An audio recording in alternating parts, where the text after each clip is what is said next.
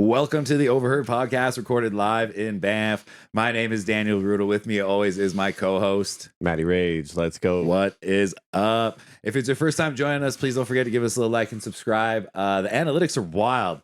Every week we have a lot of first-time viewers, but not a lot of first-time subscribers. So if it's your first time, please hit this like and subscribe. Helps us bring you more episodes and more great guests. So yeah, please do that. It helps us a lot. Big time. Our guest this week, Grant Canning, thank you so much for joining us. Excellent. Thank you. I'm really happy to be here. How's the day going so far? Fantastic. Even better since I'm sitting here. Right on. Again, thank you so much. Everyone's been taking times out of their day to come and chat. Before we get too far into things, let's check in with our friends over at Drink Shaft. We'll be back with you in 20 seconds.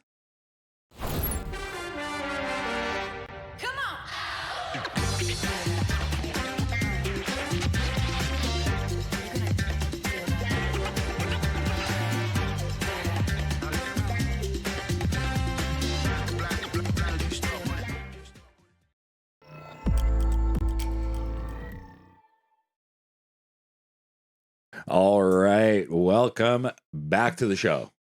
How's the day been so far? Pretty nice. It's starting to feel like fall today. We got an early start today, so my day has pretty much just begun. You know, I guess all of our days have just begun, but we got coffee, we got shafts, we're ready to go, bro. That's it. We got lots of conversations to be had as we head into the town council election. Some breaking news, I guess, yesterday. Mayor Corey was acclaimed. Yeah. Acclaimed. So no one ran against her. So she is, by default, not by default, I guess by no opposition, will be the mayor for her next 4 years. So big congratulations to Mayor Corey. Congrats. Let's go. Yeah, looking forward to building the council around her next, I think is kind of what we're going to be focused on. Grant Canning has some experience next to Corey for the last few years. Let's do a little bit of the bio first. Grant was born in Vancouver, BC, but grew up in Calgary. After graduating at the University of Calgary in 1995, he spent 4 summers in Waterton Lakes National Park working at the Prince of Wales Hotel. I love the Prince of Wales Hotel. It's fantastic. It's a beautiful property. It's amazing. I've dined there with my partner and her family. Mm-hmm. Oh, yeah. We went down to Waterton and we managed to get there's one big table in a private room at the end over with big windows. It was phenomenal. Stunning. Yeah, beautiful place. After that, he ended up living in Utah and working in the Utah ski industry. Moved back to Banff in 2005 to take a position at Lake Louise ski area. Like many residents, the ski industry brought him to Banff, but the mountains and the community have kept him here. His work background and history in Banff is varied. He's been a small business owner, with many residents remembering him from his days owning the Banff National Park Coffee House on Bear Street. Nice. I got to ask, is that a play off the Friends Coffee House? It completely was. Yeah. It totally was. Amazing. Because it used to be called the Cake Company before that. That's right. Yeah. And it was actually suggested by a resident. And I thought it was a great suggestion because I'd already been thinking about it. Yeah. And I thought it was a fantastic pun. Love it. That's great. I always kind of thought, now, we got the confirmation. Last 4 years has been working for the Rocky Mountaineer, helping guests with their luggage, getting them to and from the train station to their hotels. Learning has been an important part of his life from an early age when his dad instilled in him the importance of education. Grant has a Bachelor of Commerce from the University of Calgary and an MBA from Utah State University and is working on a PhD at the University of Manitoba, which we'll touch on in a little bit. Grant is an avid golfer. You can often see him playing the Banff Springs course. His greatest golf claim to fame is having played the Old Course in St. Andrews 4 times, including once in reverse, which is quite rare. Yeah, 1 weekend a year. Yeah, so even to play St. Andrews, it's quite rare. Yeah, no doubt. For those that don't know, you have to build your handicap and present them a valid handicap in order for them to allow you to play this course. Crazy.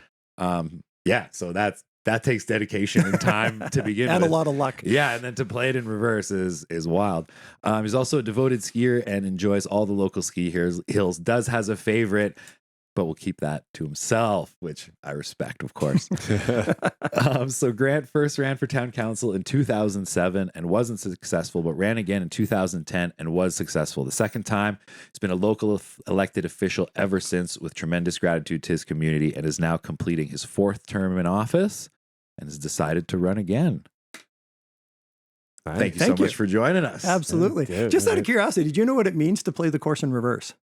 No. Okay. Yeah, because St. Andrews, the old course of St. Andrews is an out and back course. Mm-hmm. And all the fairways run parallel to each other.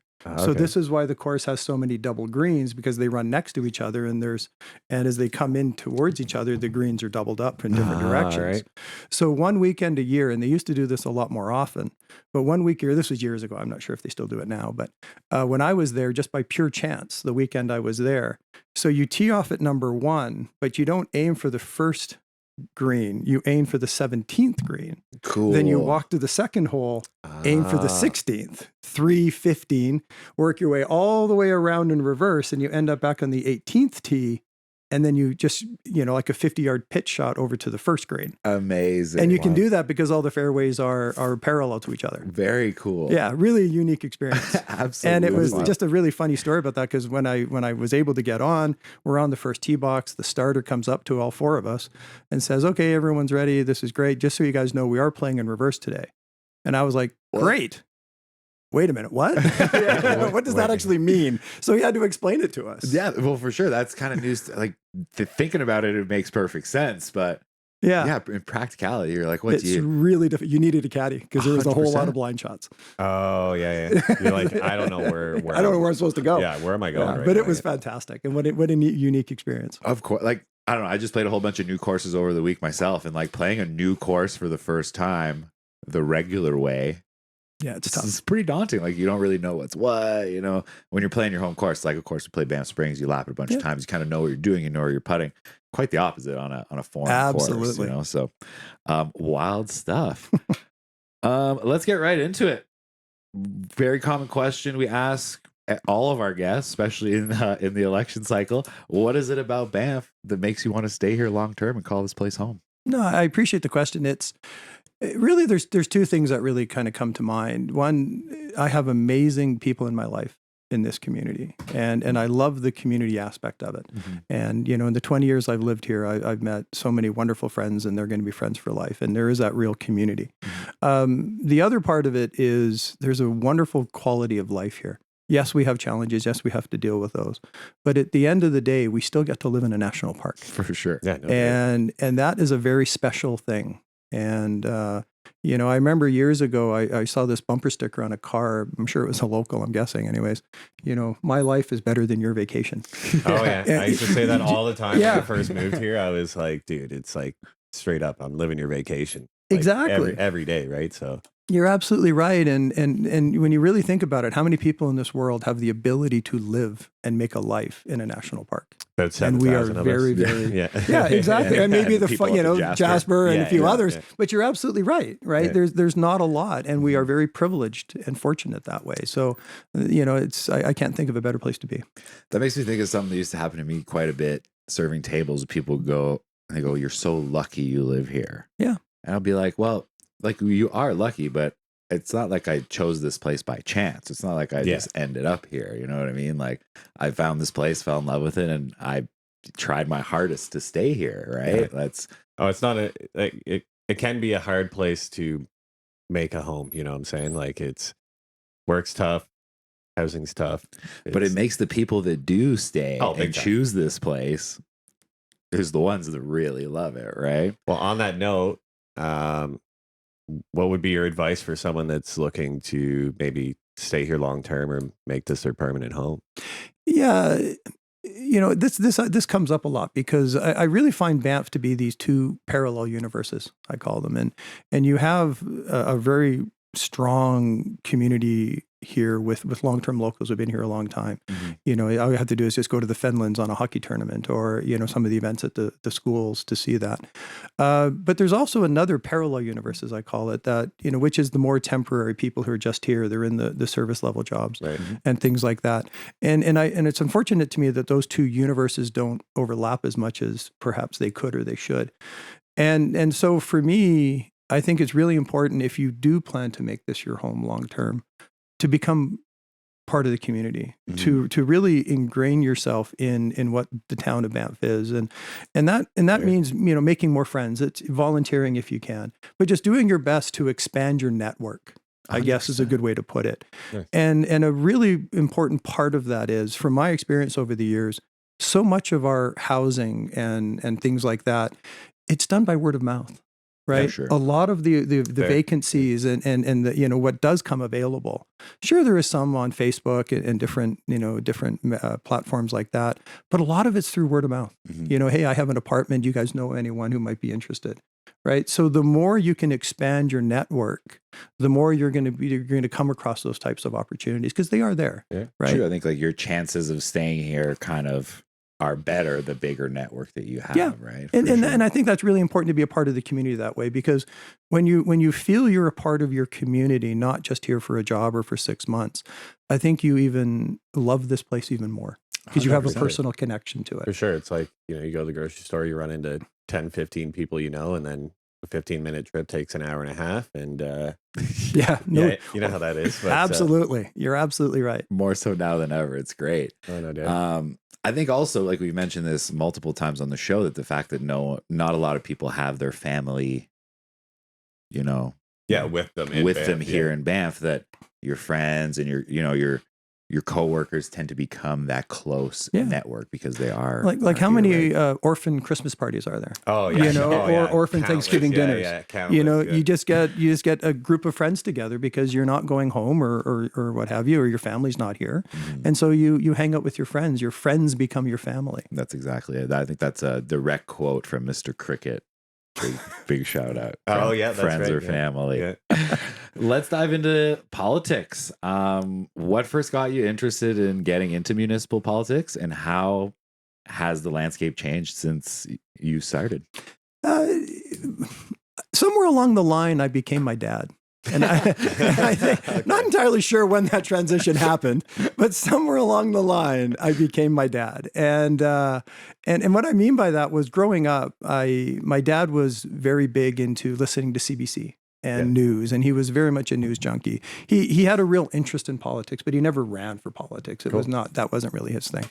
But somewhere along the line, I kind of made that transition to where I had a real interest in what was going on, not just in Banff, but politics in general, federally, provincially, even internationally. And so I just developed a real interest in it. And as you develop that interest, you start to get more opinionated. For sure. Right? Because now you have your opinions about what should be happening and things like that. Mm-hmm. So, if I can tell you a quick story, when I first moved to Banff in 2005, it was about a year and a half later. I was at the AMP dinner, or maybe it was the Rotary dinner. I can't remember which. It was in 2007. I sat down next to Pat and John Stutz, the former mayor, John Stutz. Right. And I have a great deal of admiration and respect for both of them. And at that dinner that night, I was only in town for a year and a half. And I got talking about municipal politics with John and Pat. The three of us sat there at the table for most of the evening, just talking about what the issues were and things like that. And I just really enjoyed that conversation. And it was shortly after, after that dinner, John kind of reached out and said, you might be interested in running, or you should be interested in running, because you have some really good opinions and good thoughts on this. And my first thought was, I've been here a year and a half. I'm not entirely sure that's a recipe for success, but I gave it some thought and I ran in 2007. And I didn't win, but I didn't finish last, and I took a great deal of pride in that, to be honest. And then, but at John's suggestion, he said, stay involved and give it some thought 3 years later. Mm-hmm. And so 3 years later, I did again. I ran again, and that time I squeaked in at number 6. So and I've been a councilor ever since. Nice.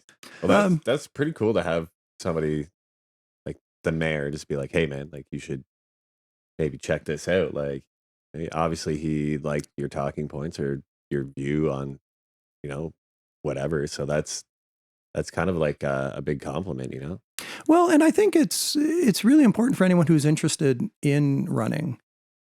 All 7 of us would love to talk to people about this. Mm-hmm. We've been through these things. Right. We understand. And and it's not my place to tell people what they should be thinking or not thinking as far as their platform is concerned, but at least to have a better understanding of what the process is, what the issues are. Mm-hmm. Right. And even some of the background if they're interested in that. But conversation is really, really important. And the more conversations we can have as a community, I think the better. I fully agree. Like, that's why we want to talk to every single person that's interested in running, right? It's a big part of why we do this show, is having these conversations in an accessible format where everyone can join us and listen, right? Absolutely. Just out of curiosity, back in 2007, when you were originally discussing the town issues at that Rotary dinner or whatever dinner it was, what were the issues back then? The big one at that point was the ski buses. And the ski resorts, nice. Right? The shuttles, The shuttles, and who was going to pay for them? Who was, should it be, is it the ski resort issue? Is it a hotel issue because it's taking the hotel guests to the ski resorts? Right who there, should pay for it? Who should fund it? That was certainly one of the biggest ones, and that became a really big topic at the. And look where we are today. I would say that bus system is tremendous. Yeah, it's great. It's changed for a lot. Locals and for guests. Yeah, because back in those days, they charged. Like if you're taking the bus from the hotel to the ski resort, now they've changed that model to where it's free for everyone. It's great. And it's been tremendously successful. And it's used. Like there's people lined up for those buses because it is a great service. We all know how the parking lot gets at Sunshine. So yes, absolutely. And Lake Louise, I guess you end up parking halfway down the road. And you know how that goes. But no, you're absolutely right. But in many ways, the more things change, the more they stay the same. For sure. A lot of the issues over the past 20 years, even much beyond that, it's still very similar. Like we're still dealing with housing issues. We're still dealing with parking issues, congestion issues, overcrowding issues, etc. So in many ways, that has not changed. For sure. Because we've, talking to some people that have been involved in municipal politics for a long time, some of the issues are reoccurring. When we talk housing crisis, we've seen articles from the 90s talking about it. Oh, absolutely. Yeah, for sure. Crazy. What we are also seeing is a whole bunch of last minute candidates throwing their hats in the ring, which we commend you guys for. It's fantastic to see a bunch of first timers putting their hats in. What advice would you give to someone running for the first time? Maybe something you wish you knew. That's a great question because, well, first of all, special thanks to everyone who's put their name forward. It takes a lot of courage to do it because it really kind of exposes you to the community in a different way. Yeah. And I have a lot of respect and admiration for everyone who puts their name forward. And so with 14 candidates and looking at the slate of candidates, I think it's going to be a really diverse conversation, diverse perspectives. And that's exactly what election should be. That's what we want. Exactly. You want as many different viewpoints, as many different opinions as possible at that table, because only then can you have the truly robust conversation within the entire community. To that point, I think it's really important then for every candidate to be very true to themselves. What do you believe? What is your vision for the community? I think above all else, council's role is to provide a long-term vision for this community and how we get there. That is our goal, or that should be our job. And when you talk to candidates or when candidates present their ideas to the community, I think it's really important to be very clear on that. And being more specific, I guess, it's being true to yourself. I can say this from personal experience. I think as a first-time candidate, I think there's this tendency to try to be all things to all people. Right. Fair enough. Try to please everyone. Yeah, in a way, or at least trying to, try to be like a true consensus. Let's try to tap on as many things as we can. And there's nothing wrong with that. It's just that I think it's really important to also be true to yourself, what you think. And I think it's important to take that opinion, that view, and convey that to the community. Right. Because I really think that comes across as being very genuine. Like, who are you? Be true to yourself. Right. Who are you? What do you believe? What do you stand for? And then present that to the community and let the community see if they share that vision. I would agree with you there. You can't please everyone, right? So, I mean, even to try to. But you can see it's like, say someone in their first term, like you would want to try to do that, like naturally. Right. Yeah. You don't want to. You don't want to upset people. Yeah. You don't want to ruffle any feathers necessarily. So maybe like sticking to your guns would be. I think that works. Right? I think that's important personally. That's what you would. Yeah. That's what you would and and I've tried to do that myself, right? And I think that is important because I think when you try to be too many things to all people, I think it comes across more like you're not being as like a strong. fake politician. Yeah, right? in a way. Like, like saying things to get elected and then not following through. We talked about that on the one episode. What do we do? The meritocracy. Oh yeah, episode, right. Was accountability for accountability for people in office. But again, I think it's more to the grander scale when it comes to politics. Banff being such a small town, right? We've talked about some of the positive sides of it. One of the negative sides of it, and we've kind of discussed this a little bit in the pre-show, is a bit of the rumor mill. Oh, yeah. Now, I've heard a bit of a rumor a few weeks ago. I was at Harvest Fest. Someone alleged to me that you didn't actually live in Banff. Would you like to address this rumor? Sure. I've heard this one as well. Yeah. And I don't know if I can be more clear. It's nonsense. Yeah. It's absolute nonsense. And maybe I'll just tell you a little bit of background as to perhaps where this is coming from. Mm-hmm. So about 2 years ago, I decided I was going to pursue a doctorate degree. Cool. And within that process, one of the most important things about getting a doctorate degree is it's not just applying to a school. You have to actually find a professor who's interested in taking you on as a student. Yeah. So that is the most important thing. If you don't have a professor who wants to work with you, it ain't going anywhere. I didn't know that. Yeah. So that's how it works. Exactly. Oh, wow. And so you need someone to, and that person becomes your mentor, becomes your supervisor, all of those things. So it's really important to have an individual. And long story short, there is a professor at the University of Manitoba. His name is Michael Campbell. He brings students to Banff every single year for the past 23 years. He does field studies. He brings a course here in June. It's a week long. He does surveys, in partnership with Banff Lakeways Tourism, Parks Canada, those kind of things. He does interviews and, presentations and all the rest of it. Long story short, I met Michael through that process. I pitched my idea of a doctorate degree with Michael. He really liked the idea, and maybe we can get into that in a bit. Of course we will, yeah. And so he agreed to take me on as a student. So I said, fantastic. I really like Mike. Because the other thing too is because you're going to be spending a lot of time with this individual. Yeah, you got to get You got a good relationship. Yeah. And you kind of have to have a similar view, right? Mm-hmm. And Michael and I get along really well. So I was really happy that he accepted me as a student. Well, he's from the University of Manitoba. As a requirement of a PhD program, you also have to complete coursework. Mm-hmm. Right. Okay. So I had 12 credit hours that I needed to complete to go through this process. Unfortunately, since COVID, the University of Manitoba, like other universities, they don't offer online courses anymore. For sure. Right. Okay. These courses have to be complete, particularly at a graduate level. Yeah, no doubt. I think have to be completed in person. at one point, certain courses just can't be offered online, right? No. There's absolutely. certain efficacy to being in the classroom and learning from someone that you just can't get from clacking away. You know? Well, and that's exactly it. And so at that point, it became apparent that for me to complete my coursework, for me to continue this degree, I would have to spend a semester in Winnipeg attending those courses at the University of Manitoba.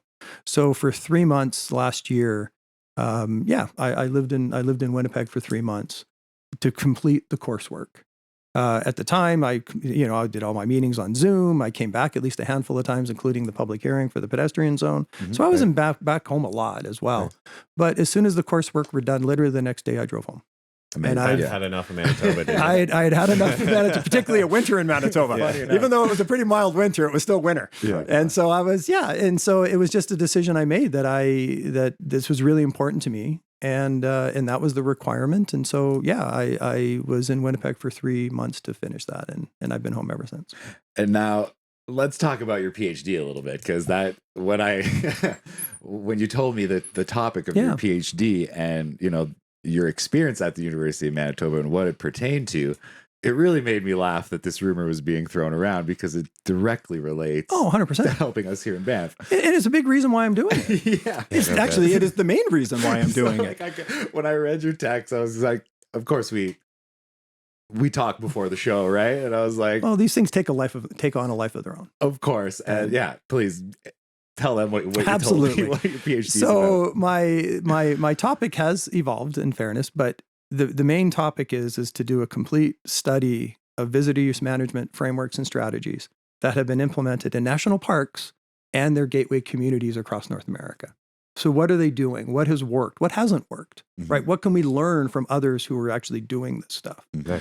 And those learnings, and I would love to talk about this, because those learnings that the research that I'm doing through this PhD process is directly related to what we're doing here. Exactly. And it's informing the decisions and the perspectives that I have moving forward. Mm-hmm. So the two of them are completely linked. And quite frankly, it's made me a better counselor because of it. Oh, no, dude, I wouldn't doubt it. Yeah. I mean, it's just funny that that whole rumor started, and it's like, dude, I'm literally doing doctorate on how can we make our town better. Yeah, basically that's essentially what it is. Like the the Cliff Notes version. It's like I'm doing a doctorate on how to make our town site and to manage our biggest issue, or at least certainly one of our biggest issues. Yeah, for sure. And you can learn so much if you take the time to talk to other people who are going through similar issues. What have you learned so far? You know, it's a great question, and I can talk about this forever, because U.S. national parks have a lot of the same issues we do. There's one very big difference: they don't have people living in their national parks. Fair. Right. Their national parks are very visitor centric because they have not historically or at all allowed commercial development to the level of towns and things in their parks. Okay. They don't even allow dogs. Very true. Fair. I mean, yeah. So most of their development, as it relates to services, hotels, things like that, is all outside of the park in what they call gateway communities. Right. So a really good example is Yellowstone and Grand Teton, Jackson Hole, Wyoming. Yeah. Outside of the park, but that's where people stay. That's where they go in. Okay. You know, another one is Zion National Park. You know, and there's a town called Springdale, which is right on the edge of town. Cool. Again, same type of thing. So that is one difference, is that we have a town inside the park. But in many ways, the town of Banff, you know, is a gateway community. We provide the services. We just happen to be in the park, not on the edge of the park. Yeah. So these parks, these communities have been dealing with these issues for a long time. And, you know, just to give you a little bit of history, because I think it's important for context, it was probably around in the 80s and the 90s, they really started realizing in these U.S. national parks, we're at a point where we really need to address this proactively. And they created some different frameworks and different things in the Park Service, Bureau of Land Management, U.S. Forest Service, all these areas that are protected public lands. But the problem is what the different agencies were doing was not consistent. So how it was being implemented in National Park was different than the Bureau of Land Management or Forest Service. And so as a result of that, they were starting to get legal challenges. People were challenging some of the decisions that were being made, saying you can't do that. Yeah. Right. Fair. So about 20 years ago, all the agencies got together and they created a consistent framework called the Visitor Use Management Framework. And it was consistent across all the different federal agencies. The one that obviously most applicable to us is the National Park Service.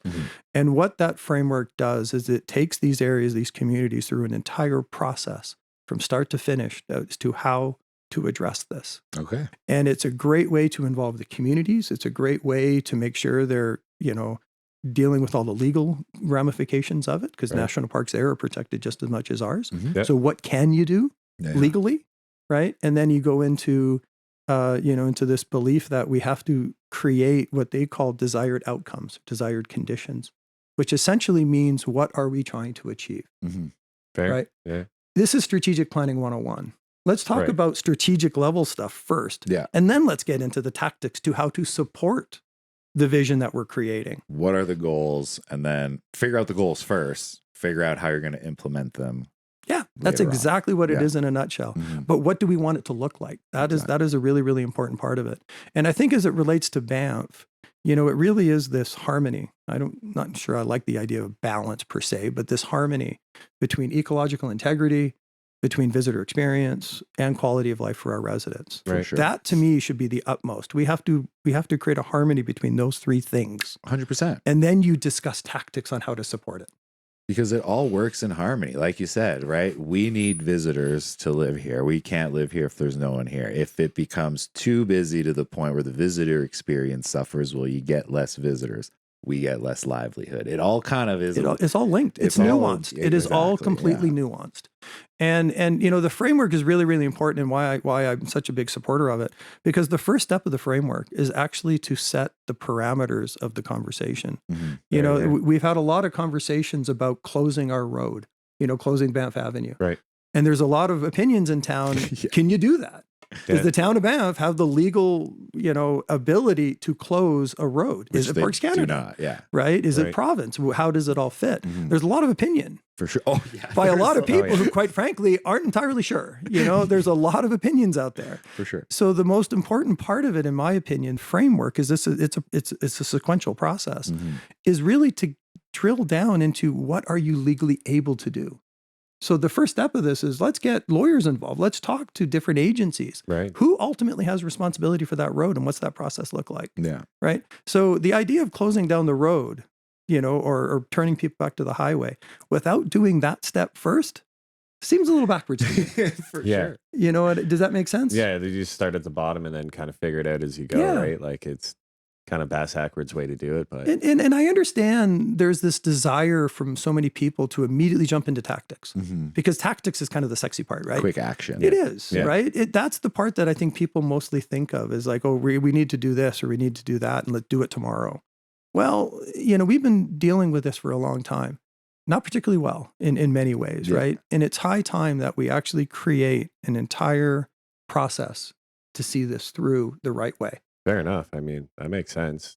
I mean, it's just it's weird that I mean, while we're on the topic, leading into our next question, this works out great. What do you think some of the biggest misconceptions that the average town person has, you know, when it comes to discussing council issues or like how we go about implementing these tactics? As far as how people view council Yeah. and what council's decisions are, you know, that's another good question because I think it goes back to the idea of these rumors and these different things Right. that are Yes. out there. Yes. You know, and listening to some of your previous podcasts, you know, I think there's this belief out there. There's two that immediately come to mind. One, council doesn't listen to the residents. You know, that one, you know, council has heard that one and different things. The ped zone's probably a really good example of Yeah. that.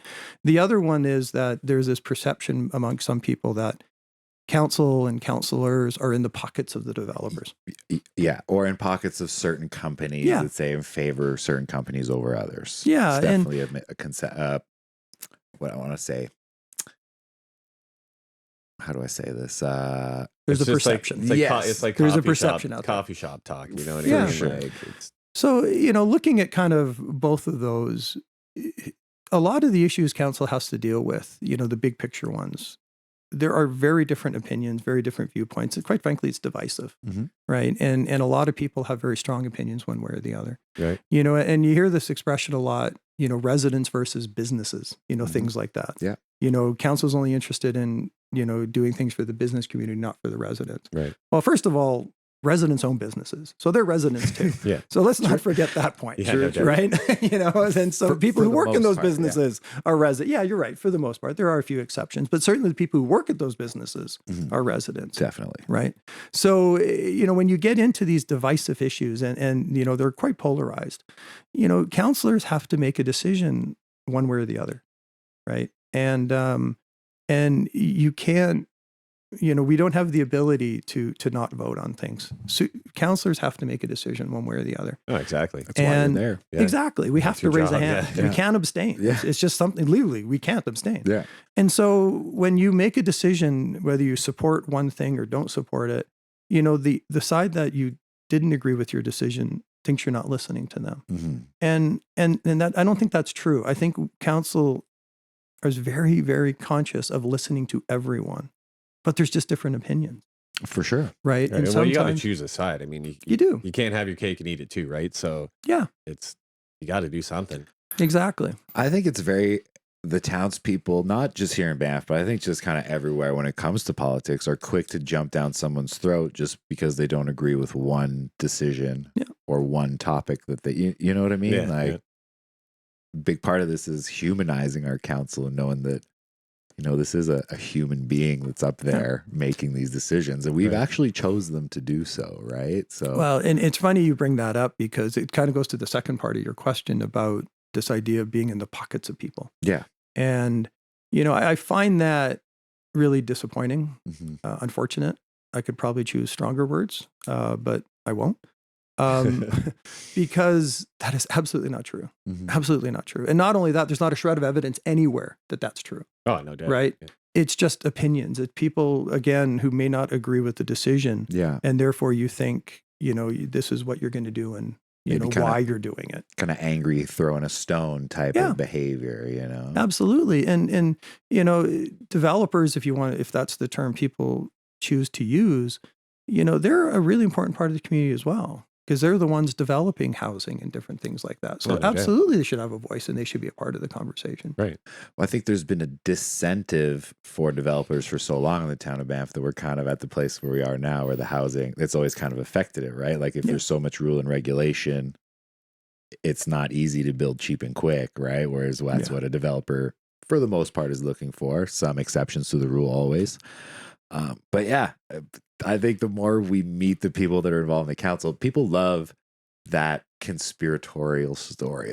They're all bought off, and well, I hate to say it, but I think it's also a bit of a sign of the times in politics in general. For sure. I think when you think of politics now, there is a lot more adversarial than perhaps it has been in the past. I would say so. Yeah, no doubt. Like even in the Canadian elections, like just conservatives versus liberals are just like bashing heads. It's like, especially out here in Alberta, like Ontario, maybe not so much, but Alberta's I don't want to lump everybody into one big group, but I feel like Albertans have a much more, I don't know if it's like strong-headed nature about their opinions on, like this needs to be done. These are the people that need to run it.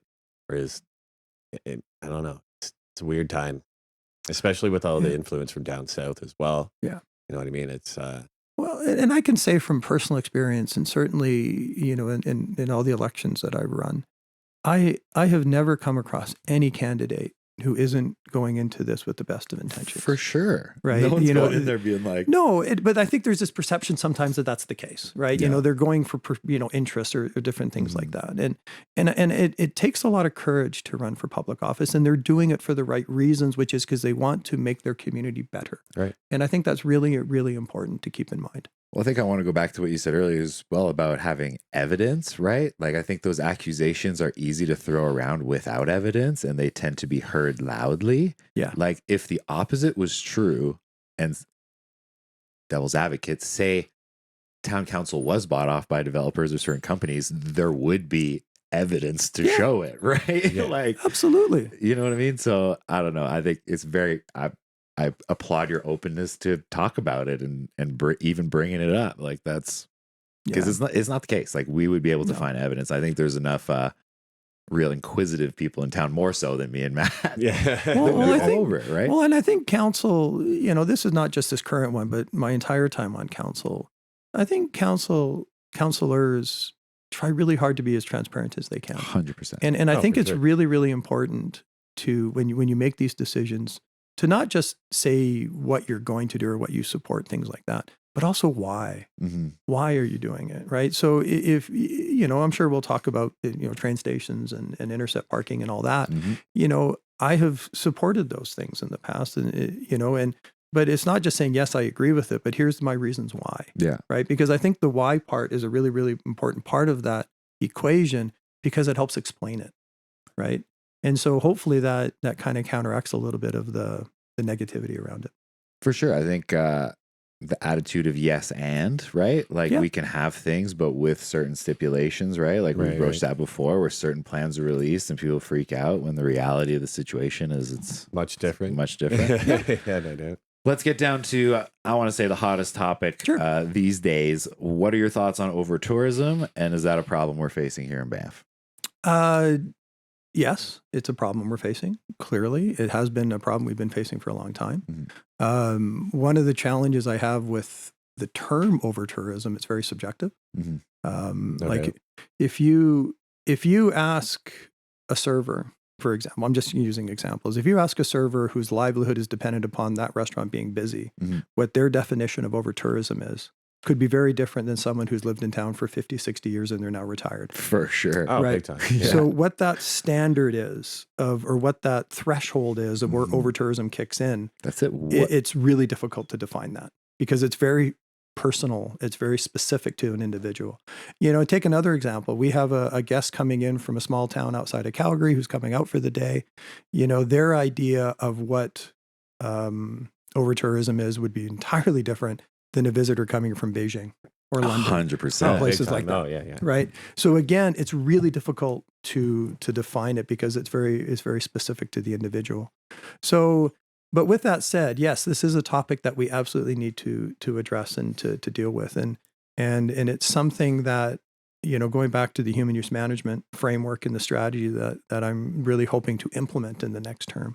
I think one of the goals of that is to really try to come up with a community consensus around what that looks like.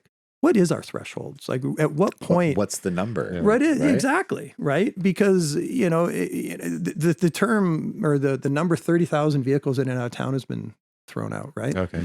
5 years ago it was 20, or 10 years ago it was 24,000. Yeah. We've moved the needle on that because of the things that we've implemented. We've also made adjustments to be able to accommodate, right? So I don't know. And then the same thing is vehicles and people, right? Like we've said before, we don't have a visitor problem, we have a car problem. Well, and that's a great question, because it's a question I ask people a lot. And this goes to the core of what you're saying. Does the town of Banff have a people problem, or does the town of Banff have a vehicle problem? Right? Fair or enough. is it somewhere in the middle? Yeah. Right? It's a little bit of both.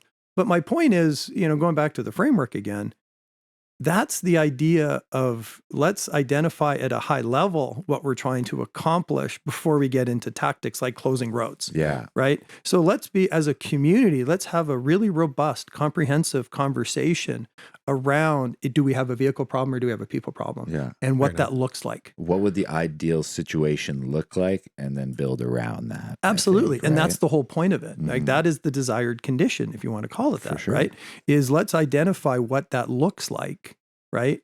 As a statement. Instead of putting measures in place and hoping you get the desired outcome. Exactly. that you're looking for. And another part of this too, which I find really interesting in my conversations with people, when you think of over tourism or overcrowding, in my mind, it's really centralized on the 102 blocks of Banff Avenue and Bear Street. Oh, for sure. It's specific times of day. It's Times of year. specific times of year. Yeah. It's not like we're sitting in traffic all year long. No. Like we know when it's coming, long weekends, Right. sure. I don't know. It's like, I don't think like I said, we don't have a tourist problem. I think it's maybe the uninformed tourists that are coming at the congested times. Again, like you can't control when people come, but No. I don't know. Well, like a Tuesday in January, Mhm. Banff Avenue is not very busy. No. Right? There's nothing. going on. Saturday of Canada Day long weekend, yeah, it's kind of busy, For sure. obviously, right? And so there's also a time component, and I think you're absolutely right. So if we are going to look at things like specific tactics at some point down the road, well, maybe we should also have that conversation as to what time of year they should be. Like, Yeah, what are we right. trying to accomplish around that, right? And so, but that also, all of those tactics again have to feed into the bigger picture of what we're trying to accomplish. Because in my opinion, we have done it before, in the sense of town of Banff, as you remember, used to have these big dead periods. Yeah. October, November. Absolutely. Businesses would close, shut down. You'd have time off work. You'd go down south and party because it was cheaper than partying here. And then you come back. Whereas now, I think like with town of Banff, Lake Louise tourism, and a bunch of other factors, those times are now busier, right? So I think it's a for sure. shift from focusing tourism into the summer months, bleeding them out into the, like we're seeing now, it's still summer level busy in town in September. Well, I think that's just because it's so friggin' expensive. Like, who's going to get a $2,000 hotel room here in the summer when they can come in October, when the rates are a little lower? Like, it makes sense, but it seems like everybody's got the same idea now where it's like, oh, we'll just go in September, October. Yeah.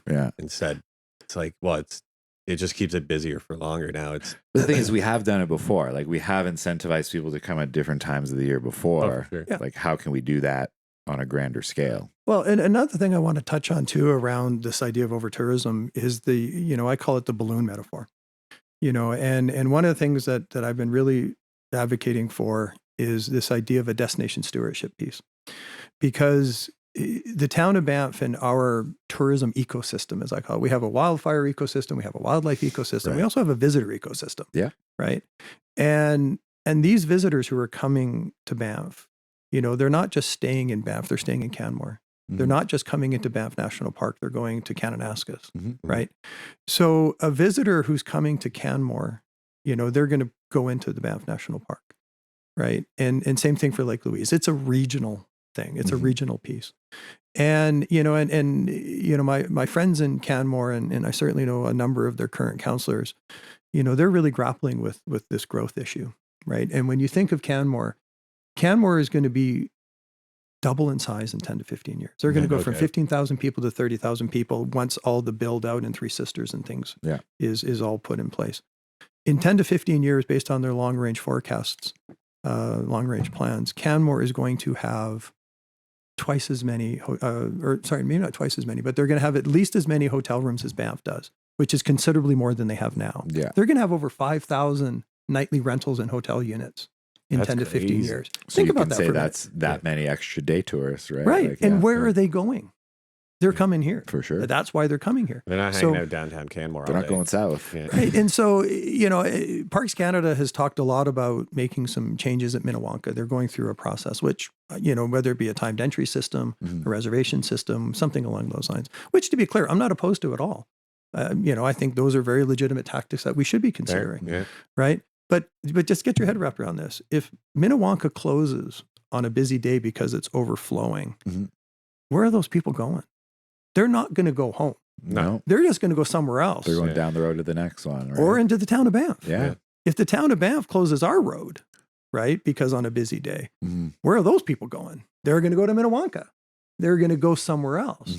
So this idea that we can just close it and just send people back, well, it's not nearly as simple as that. Because again, like I said, I use this balloon metaphor. If you squish the balloon in one area, it's just going to bulge out somewhere else. Right. Right. No doubt, And no doubt. that's why you have to look at these things holistically. You can't just look at the town of Banff in isolation. Minnewanka shouldn't be looked at in isolation. Canmore should not be looked at in isolation. We need to have communication between all of those partners so we can all know what everyone is doing and we can all plan for it. Right. Smart. And it's not about the town of Banff telling the town of Canmore what to do with their long range plans. That's up to them. But again, But having we some need to know what they're unisons- planning so we can plan for it ourselves. And having some unisons as well from a user standpoint as you're moving through these communities. If it's somewhat coherent, then you kind of know what to expect when you're moving from one place to another as far as the rules or, maybe how to get around or how to navigate public transit. Yeah. It's definitely great. And I'll give you a good example of like with Zermatt. Have you ever been to Zermatt? I was there a couple of years ago as a part of my whole learnings and loved it. Really great experience. If you're not familiar with it, Zermatt is completely pedestrianized. Even if you own a house in Zermatt, you can only go to the edge of town. You have to walk to your house from that point. Crazy. Oh, Right. cool. You can't drive to your house. Wild. And if you're just a day visitor, which incidentally is our number one challenge is day visitors, not hotel guests, because they park underneath. For sure. The closest they can come is the next town down the valley, which is called Tosh. It's about 15 kilometers away. There's a very large intercept parking lot. You get out of your car, you get on a train, and you take the 14-kilometer train up into the town. So that's been used as a model, as a possibility, which again, I think should absolutely be considered. The idea of creating some sort of intercept lot on the outside of the park rather than in the park. Thank you. I Right? love the idea of outside the park. Yeah. And again, that should absolutely be considered. But here's the catch. That takes another municipality, another government to work with. Yeah, exactly. Like if the town of Canmore goes to Canmore, or the town of Banff goes to Canmore tomorrow and just says, hey guys, we want you to build an intercept parking lot for Banff National Park. Why? Sorry, Yeah. we got our own problems to deal with. Yeah, no Do you doubt. see what I mean? And or the MD of Bighorn, or something along those lines. Yeah. But if you're going to create that, or at least address that, somewhere down the road, you have to create the relationships. You have to create the communication channels long before that even comes up. No doubt. Because everyone has to have a common understanding of what the problem is. For sure. And to recognize we are all in this ecosystem together. Very good point. That's, communication on all fronts, all the way from, because I always thought there's already a huge parking lot at the casino, and I'm sure they would love more people frequenting the casino. Yeah. It's like, that's kind of a win-win in my eyes, right? If the train does happen at somewhere, somewhere along the line, there's, the train makes sense to me in so many ways. And, I suspect you might want to talk about the train too. 100%. But the train, is a really good mechanism to do that. And I think a train system would be a lot more successful than running buses because I think it has a different cachet to it. Right. There's a certain level of interest. Oh, let's go take the train. Right. And I who think wouldn't that's want to take the train into the Rockies? You know exactly. what I mean? It's an experience in itself. Yeah, no doubt. Well, you can also like tie it into his like history, right? Like, oh, they used to take the train here a long time ago. Let's just get right into it then. Like, what is your thoughts on the train? The train's a good idea in your eyes? Yes. The ARP as a whole? Yeah. There's a lot to unpack with the train. For sure, right? And, There's first of more all, parking, there's... Yeah, because there's an intercept parking proposal, there's the train proposal, and it's all linked together. It's really important, I think, for residents to fully understand that if a train from the Calgary airport comes to Banff and Banff National Park, it is not going to be a town of Banff decision. Mm. It will be Prime Minister Carney and Premier Smith. Okay. They will be the ones who will make that decision. Fair. Right. These are being thrown out, as a suggestion for a nation building project under federal legislation. If there's one thing that we know in this province is, we are a child of the province. Yeah. And you saw some headlines probably maybe even yesterday from Municipal Affairs about, they're going to step in now when municipalities are doing things the province doesn't want them to be doing. Yeah. Right. And that's, I think, is going to happen after the election. But the point being, if the province is interested in doing a train, if the federal government's interested in partnering with the train, it's coming. Fair. We can influence it. There's no question we can influence the plan. Yeah. How it should happen, etc. There's no question we have a role to play. Yeah. But at the end of the day, if a train comes, it's going to be at much higher levels of government than we have. Well, I even remember that back in 2014 when I moved here, it was already a topic. Like people were like, why don't we get the train back? Like, let's have the train, just bring people in instead of. I think, of course, bringing people from the airport, if tourists would love it to land and take a train directly into Banff, not have to rent a car, right? Keep vehicles off the road, I think. But is the local population going to leave their cars at home to take the train? I'm talking from Calgary, right? From the, you know what I mean? Are you going to drive from Red Deer to Calgary to take a train into Banff?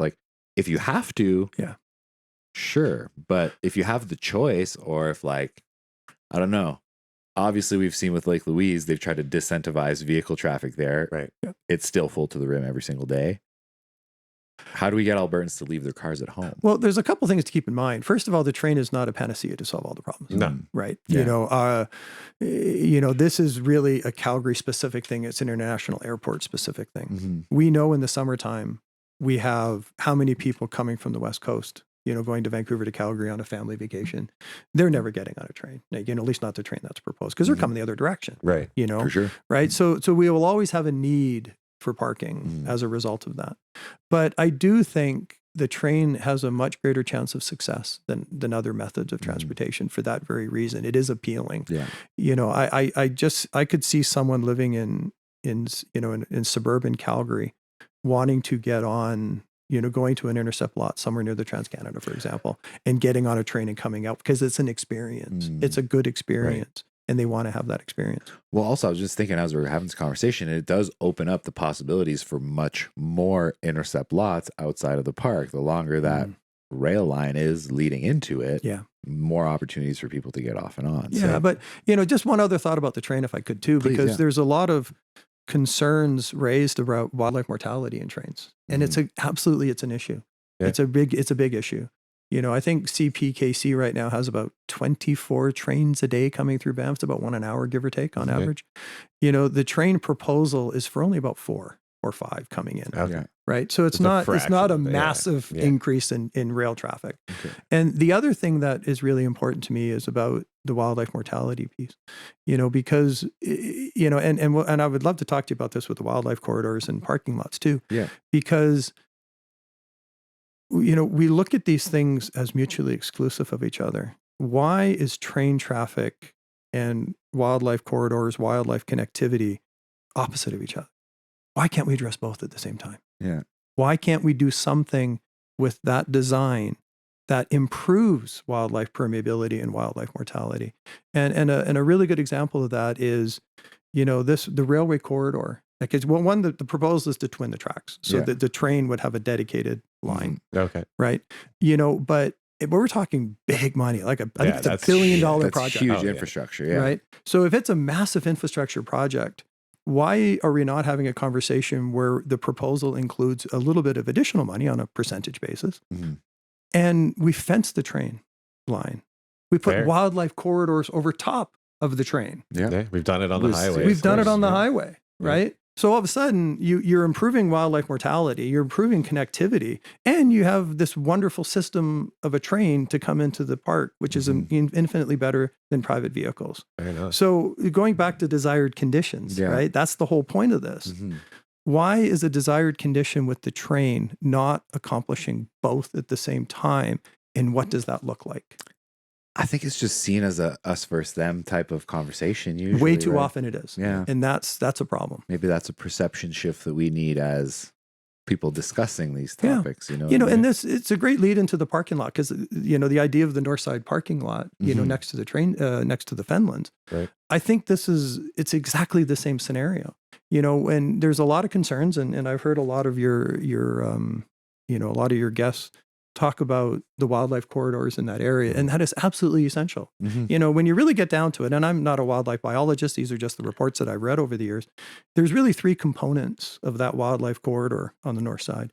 One is on the north side of the highway, right where the Norquay entrance is, the north side. The second one is the main one, which is between the Fenlands and the highway itself, and that's wider. It's more pristine. There's no real development in there, et cetera. So that's the main part of it.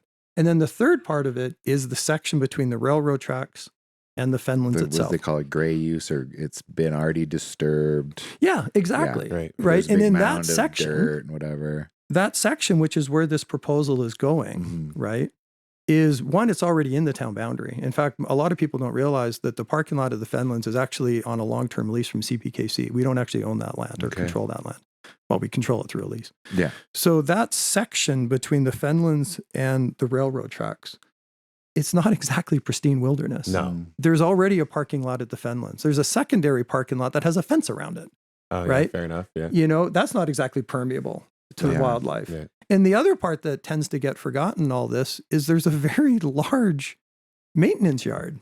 Yeah, from like CP. right across the tracks. Right across the tracks. Yeah. The footprint of that is really large. And that's not exactly all that conducive to wildlife permeability either. Fair enough. Makes sense. So the proposal for the north side parking lot is a smaller footprint, I believe, than those three things combined what's there currently. Okay. So it's not some sort of horrendous, adding all these awful things to an area that already has some challenges around permeability. Because I'll give you, my perception of it was, I look at the parking lot that's there now and I see X many stalls. And then when I'm thinking the X many stalls on the north side, I'm thinking, oh my God, that's going to be horrendous.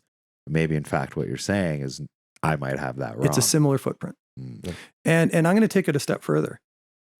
If that parking lot were to be approved through the SEA process and things, why can it not be designed in such a way that actually enhances permeability to what's there now?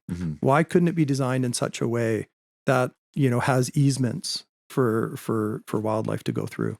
Why couldn't it be designed where it's closed between 9 o'clock at night and 6 o'clock in the morning, completely shut down? With no cars. So, because again, I'm not a wildlife biologist, but I assume most of the wildlife through that area are going through at night. Yeah. Not at 1 o'clock in the afternoon. Definitely not with the amount of vehicle traffic. Exactly. So you shut it down so there's no vehicles. But I'll take this one step further. And this is something that I really find unfortunate that we haven't had this conversation.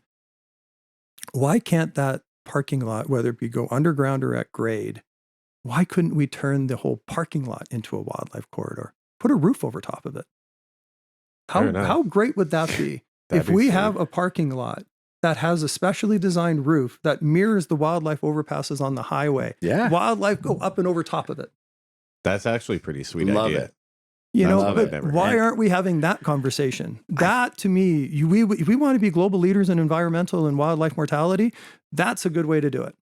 We should be, but I think the counter to that is that it's always a money issue. It's always it's too costly, right? Like we've dove into underground parking before, and it's like, oh well, the parking goes from X amount of stall to whatever amount of stall. But I don't think that should be a barrier to being eco-conscious in the national park. Underground, absolutely, right? But if you put it at grade and you do it up and over top, that's another story. In addition, but the town of Banff also, we do have funding sources for this, i.e. visitor pay parking. Yeah. I've said many times, we're at $7 an hour right now, I think, for our parking.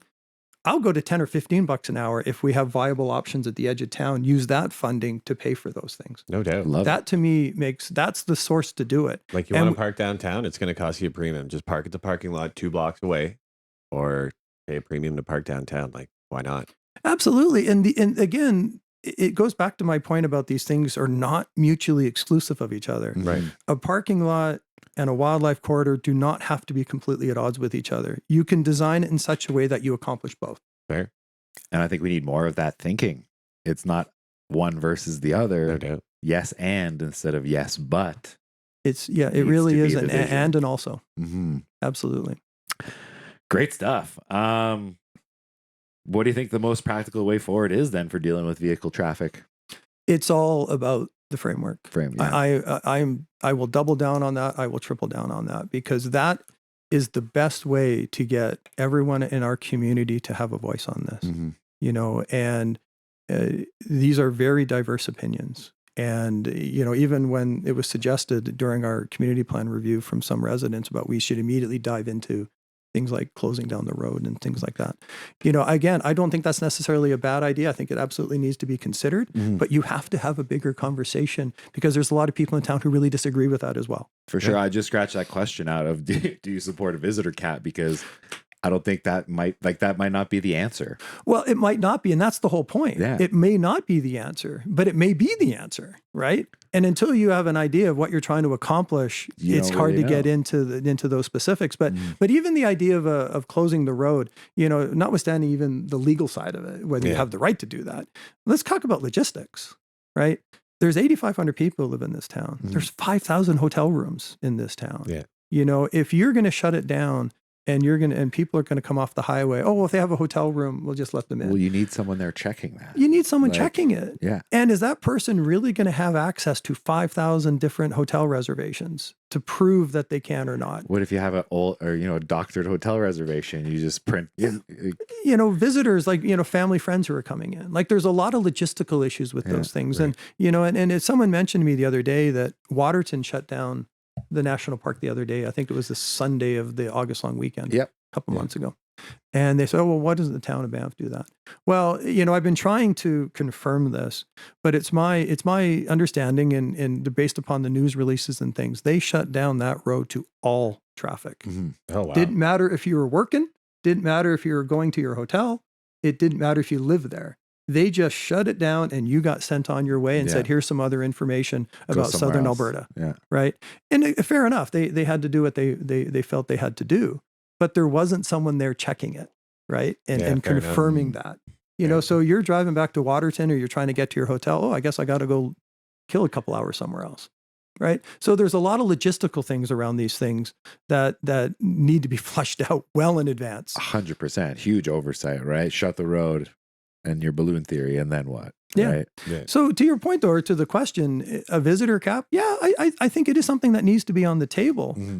But I just think it needs to be discussed within this bigger context of how it fits into the bigger picture that we're trying to accomplish. 100%. Very well said. Let's move on to housing. Yeah. A lot of residents often feel squeezed by housing affordability and availability. What do you think is the most realistic path forward? You know, I'm going to be a little Pollyannish on this, but I actually think we can address this once and for all.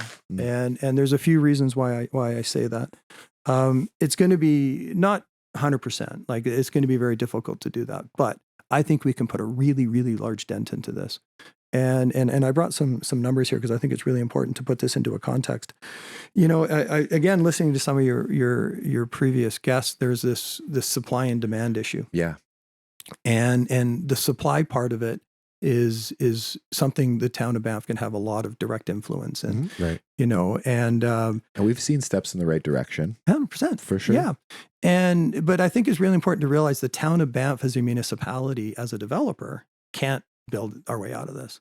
We've had some wonderful projects, the TNU, the Astor, right? You know, we have the Wolf Street project coming up.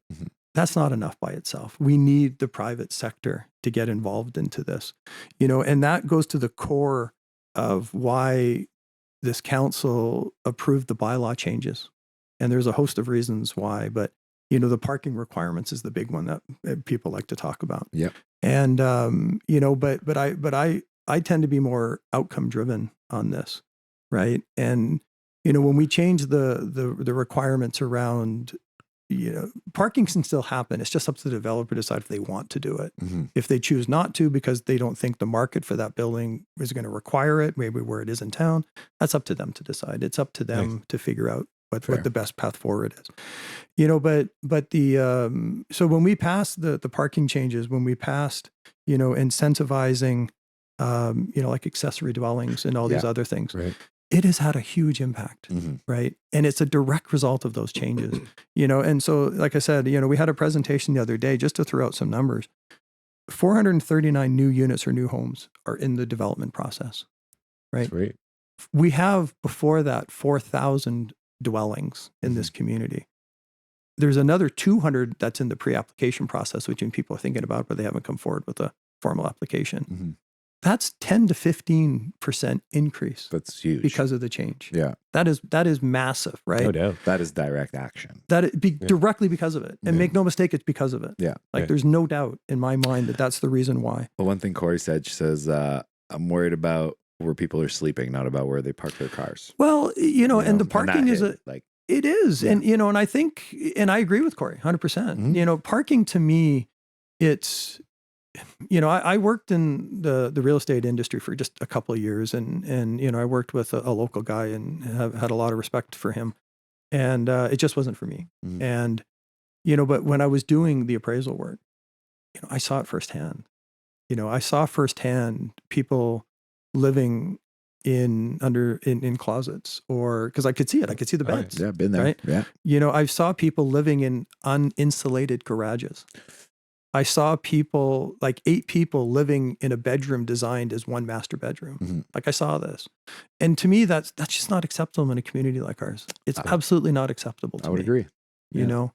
And so, similar to Corey, I guess, I will always choose housing over parking. Parking is not a right. No one has the right to park right outside. Right, it's a luxury. It's a luxury. Yeah. Parking or housing is a right. Everyone has a right to feel safe and secure in where they live, and that's really important. But you going back to it, the other part of this too is through that process of applying for the Housing Accelerator Fund by making the parking changes, etc. We got a grant for $4.6 million from the federal government, which is on a per capita basis one of the biggest in the country. Absolutely, $4.6 million that is going to go directly to the Wolf Street project. Nice. So it's not being, onto the taxpayers or even the people who buy it. We mean dockside? Yeah. That's exactly it. Mark was trying to get that going last week. But that's it. Sure. I will always choose housing over parking because people need to feel secure where they are. Even if you have a roof over your head, it doesn't mean when your leases run out in 6 months' time, you're going to still be able to be there. It's true. Yeah. What are you going to do, move into your car? It happens. It happens. It does. So, I mean, this is perfectly on vein for the next question. What are some of the ways we can protect the quality of life for residents, all the while providing the guest experience that Banff's known for? If you go and ask people on the shores of Lake Louise on Saturday at 2 p.m. if they would expect 4,000 visitors there, I think it's a lot more than that. Right? But it really does come back to housing. If someone feels, again, safe and secure in where they live and they don't feel like they're going to lose it, I think that just puts their mind at ease and they have a much better experience of living here. For sure. When they have a better experience, they don't feel like they're being threatened. That rubs off in their interactions with people. It's as simple as that. Very true. I got pretty much forced out of my last apartment, but that's a nationwide company that we won't name. But yeah, it's the same thing. They just basically, a big company bought a couple of buildings there down at the other end of the street where we all know what I'm talking about. And all the long-term residents that were there basically got forced out so that they could renovate the units and rent them out for twice the price. Yeah. And we're talking people that were there 10, 15 years, elderly, I don't like your dog, you're out. We don't like you. We're not renewing your lease. Have fun. You got 2 months to get out. Figure it out. Yeah. It's so how do we protect the frontline workers, in your opinion, from housing insecurity? Supply. Yeah. It comes down to supply. Because to your point, the scenario that you went through, the tricky part there was because you had nowhere to go. Right. Well, yeah. If that was a regular town, whatever, screw you, I'll move somewhere else. Right. But here you don't have that option. No, exactly. Right. And I think that's the biggest fear that I hear time and time again is people are really worried that if they lose their job because they're living in staff accommodation and they have 24 hours to vacate. Right. Which is wild. which is crazy. That's another story altogether. But yes, or if their lease runs out and the owners decide to sell or do something with it, right, they have nowhere to go. Right. And that is the problem with a 0.0% vacancy rate. Yeah. How many people get, literally tossed out and they have to go sleep on a couch. True. Until they find something. Or they're waiting for months interim. Exactly. That's basically what you're doing right now, right? Yeah, exactly. Yeah, I got another 2 months to find a place here. So and this is a constant thing in your head, I'm sure, because you don't know that uncertainty. You just don't know. So you have to address the supply side of it. There's no question. And only when you have the options, will people really be put at ease. And can I also talk a little about the demand side of this as well? I was going to ask you. Yeah. No, because this comes up a lot too. As well, yeah. So I think this is a topic that comes up a lot, about the demand. And there's a few points I would like to make. I look back at this, the population of Banff. Our population in the 2021 census, granted it was a COVID year, 100%, was 8,300 people. Our population in 2005 was 8,300 people. The population of Banff has not consistently grown, certainly like it does in other communities outside of Alberta. Yeah. In 2019, which is probably obviously a better gauge, it was 8,700 or 8,900. So not dramatically different. Yeah. But keeping in mind, during that time frame, we weren't at commercial build out. There was still 3,500,000 square feet of development that was being built. So that arguably there's the 400. There's a good chunk of the extra staff, right? Now, granted, we're going to have another census in the next couple of years. The circumstances may be different. We'll see where that lands, right? So I just don't see the demand side of it nearly as much of a problem perhaps as others. And because it's mostly rooted in intensification, as a retail shop becomes a restaurant, there's more need for people. Or as say and visitation grows, you need more people to clean and empty garages, right? And there is definitely some of that. There's no question. I'm not saying there isn't. But if you look at the last information we got from our census information, the greatest growth of population is actually retirees. It used to be 6% of our population. Now it's 13%. Right. So people aren't leaving the community. Right, which is great. I love the fact that they're staying here. They want to be here. Sure. But in years past, a lot of people were retired. They might go to the island or somewhere warmer, things like that, which is totally fair too. Yeah. But they want to stay here, and that's fantastic. But on a macro level, that means those houses they were in aren't becoming available. Right, and that's what it is. But that goes back to the supply side of it. True. We have to deal with the supply side of it, and I just don't think there's going to be this dramatic increase on the demand side because we are at commercial build out. Well, I think as you've said, right, if you look at the census numbers, that maybe the demand side isn't necessarily the problem as much as we think it is. Yeah, I would agree with that. That's me personally. And I understand and respect other people have different views. Of course. But in my mind, we control the supply. We control the supply side, or at least we have more direct impact on the supply side. For sure. The demand side is more of a private sector piece. Yeah. Right. And I think the town of Banff has done tremendous work on the supply side. And I think that's where we should be. Well, like we keep saying, bold strategy or bold solutions need bold strategies. So, I think as long as we keep pushing that needle on the housing, it kind of trickles down to protecting the front line. It comes down to affordability. I think that being the main focus will definitely help quality of life. And then again, guest experience. You got happy workers. Yeah. Your guests are going to be pretty stoked. No doubt. Well, we've only got a few minutes left. Absolutely. So 2 questions. Sure. Firstly, why should people vote for you? I've been very fortunate to have been in this position for a couple of years, many years. And I think there is something to be said for the experience and even the continuity of having similar, same people, because, I'm really proud of what the town of Banff has done. And I really do think the town of Banff has an ability to address these things in this next term, particularly because of the framework that I want to put in place around the visitor use side of it or the human use side of it. So that's really important to me that to have the ability to implement that. And I'm really looking forward to the opportunity because I really do think it's going to be the thing that we need to do moving forward. Mm-hmm. What are you most hopeful for when you think about the future of Banff? It really is the people and the environment that we're in. We have wonderful people in this community, and I really appreciate their passion for this place, their, the sense of place of living in this community. And the other thing that I find is, even though we were talking a little bit earlier around, the negativity in politics that tends to come through, it's not that much of a concern to me here. I think for the most part, we keep it at a really good, positive, constructive level. And, every so often, it was funny. I tell this story a few times. When I had my coffee shop for 7 years, I got chewed out by people 3 times. Yeah. Absolutely chewed out. One of them was that I was making a coffee for someone else. That was a nice touch. I'm sitting there making a latte and someone in the other ear is kind of having a go at me, but that is rare. That is rare. I think it's really important to be positive and to be constructive. And I think as long as we do that, we do have a very bright future. Amazing.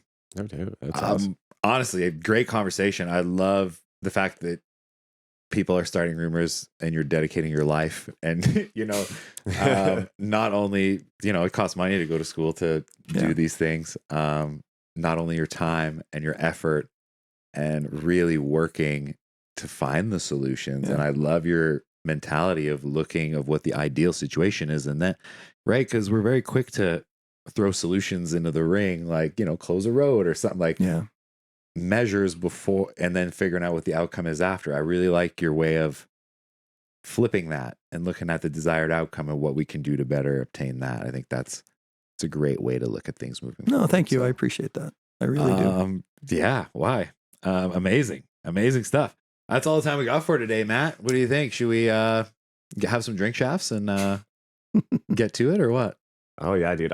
I'm jacked on coffee. I'm gonna save the shaft. I'm gonna save the shaft for episode 2 because we got a double header today. Double header, as they say in baseball. For first double header of the election. Well, I'm sure you're gonna have a few more coming up now. 100%. Yeah, like absolutely. With all the last minute additions, we're working on some scheduling today too. So check your inboxes if you're out there and you're running. I'll be sliding in for sure. No, but can I just one last thing? I really want to thank you guys. This is fantastic, and I really think conversation is so important to our community. And we talk at each other sometimes, not to each other. Mm-hmm. And I think what you're doing here is really great because as the election kicks in and the campaign kicks in, there's going to be a lot of stuff that's going to be discussed. But conversation like this, I think, is so much more helpful.